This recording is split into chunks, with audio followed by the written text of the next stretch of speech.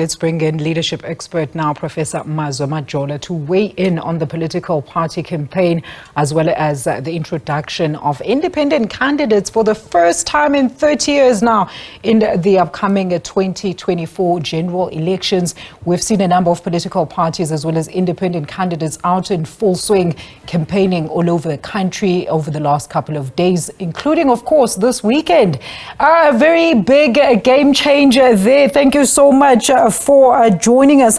Look, this round of elections, right, the introduction of independent candidates, how do you think this will play out from your observation? And good afternoon to you, Alicia. Yes, it's a game changer, absolutely. It will bring variety. It will bring different options for people to choose, but it's not going to be a walk in the park for independent candidates. Definitely, it's going to be a tall order, because for a candidate to obtain about 90,000 votes in order to secure a seat in the National Assembly, that's a huge thing. It's not a walk in the park. You know, to get 5,000 people is not a small thing. So can you imagine when we have to get about 90,000 people? So they'll have to work very hard, and I hope they believe in themselves. They're confident. They know they are people that they are serving, that they will be able to support them.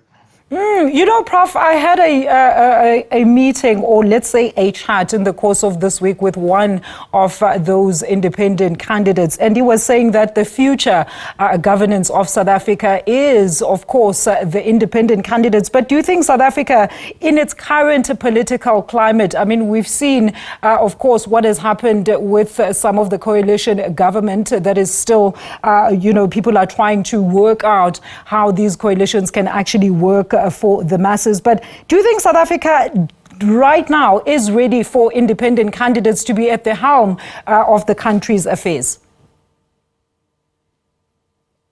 Look, I don't think South Africans are really ready for independent candidates. Not only ready, but also aware about what is happening, because they've been voting all these years, and then they've been so attached to parties that they vote for a certain party. They vote for ANC or for DA, for EFF or PAC. So they are so used to that.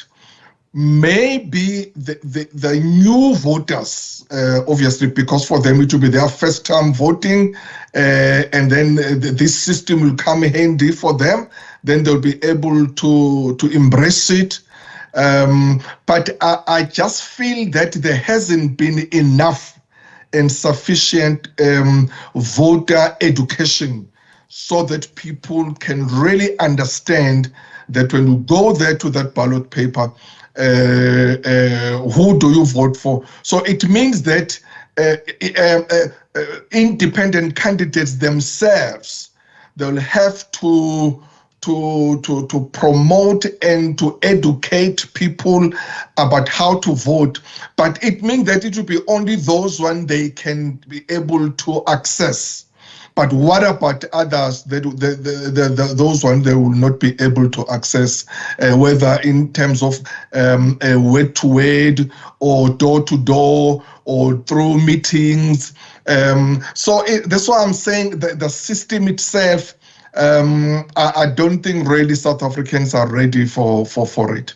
Let's cast the net even wider, Prof. I mean, let's look now at the ANC as well as MK party dynamics as we head to the May 29 poll. What is your general assessment as to how these two are going against each other?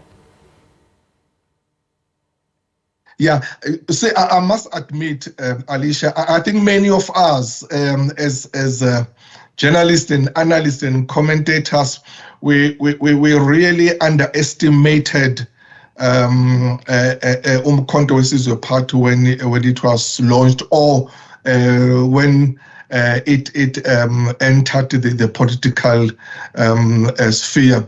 So we thought it would just, a wind that will come blow and just disappear. But it has already shown and exhibited its strength. But look, unfortunately, because it's a new party, you cannot really say that people who attend rallies that translate to votes.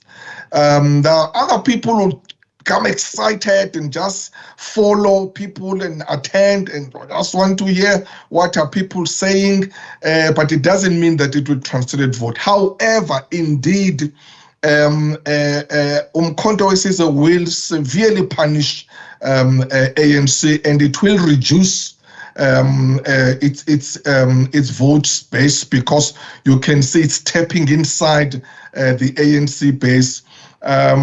So there will be some hurting there that will take place with the ANC.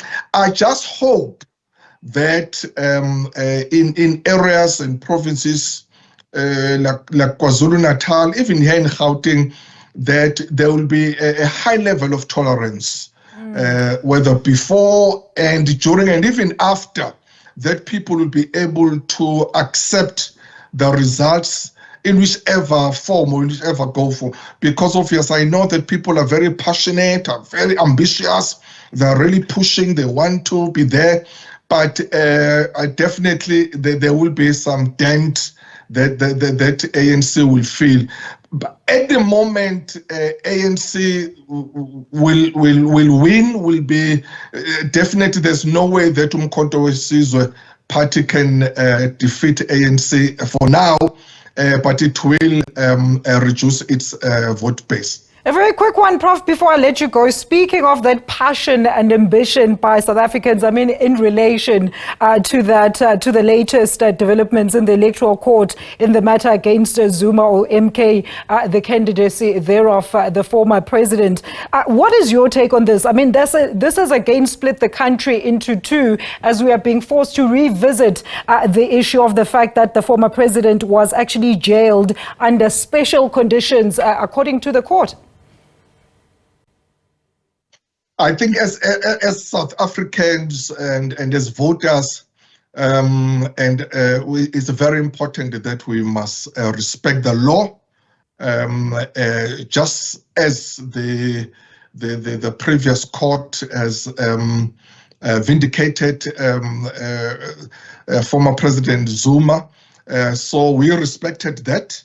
But also we must respect that the IEC is taking into appeal whatever results and whatever verdict that will come from the Constitutional Court. We must also respect that, particularly the MK members. Just like they accepted what happened previously, they must accept. We don't know what will happen. He must still be. They must maybe uphold it, or they might the verdict may be differently. But it's very, very important, and it's how wonderful it is that we are living in a constitutional democracy, that everything can just be ventilated without any fighting, without any bickering, that we give the